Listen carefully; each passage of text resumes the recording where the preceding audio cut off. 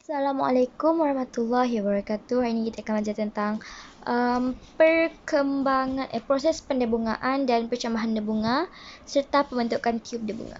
So kita akan mulakan dengan pendebungaan. Okay, proses pendebungaan ialah proses pemindahan butir debunga dari enter ke stigma. Terdapat dua jenis pendebungaan, pendebungaan sendiri dan pendebungaan kacuk. Proses pendebungaan seperti yang kita tahu ia adalah apabila berlaku apabila debunga ataupun pollen grains yang mengandungi gamet jantan dipindahkan ke gamet betina yang mengandungi sel-sel diproses dalam ovul bunga betina. Bahagian bunga betina yang terlibat ialah stigma. Okey.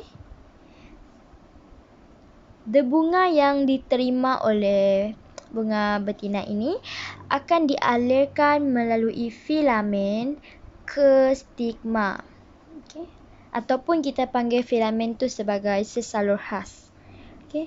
Khususnya bahagian yang menerima debunga pada akhirnya ialah micropyle. Okay.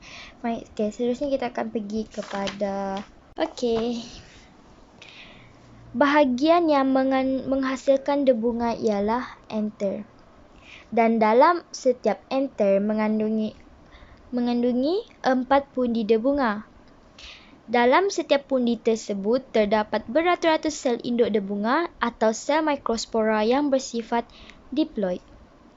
Sel induk debunga akan membahagi secara meiosis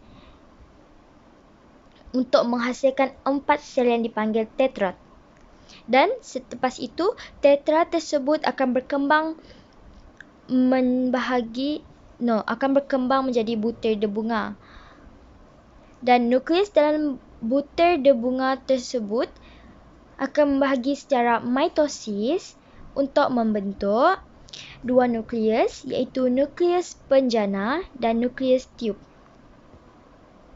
Okey. Dinding butir debunga ialah tebal dan kalis air. Jadi, apabila butir debunga tersebut matang, pundi debunga akan pecah dan butir debunga akan dibebaskan. Okey, kita selesai untuk percambahan debunga. Sekarang kita akan pergi kepada pembentukan tiub debunga. Okey, inilah pembentukan tiub berdebunga. Okey. Debunga yang telah dipindahkan ke stigma akan mengalami percambahan dan ianya akan mengeluarkan satu tiub yang dipanggil tiub debunga. Rembesan yang bergula pada permukaan stigma akan merangsangkan debunga untuk bercambah. Tiub debunga ini adalah tiub debunga akan memanjang dan bertumbuh ke arah ovul melalui stil. Okey.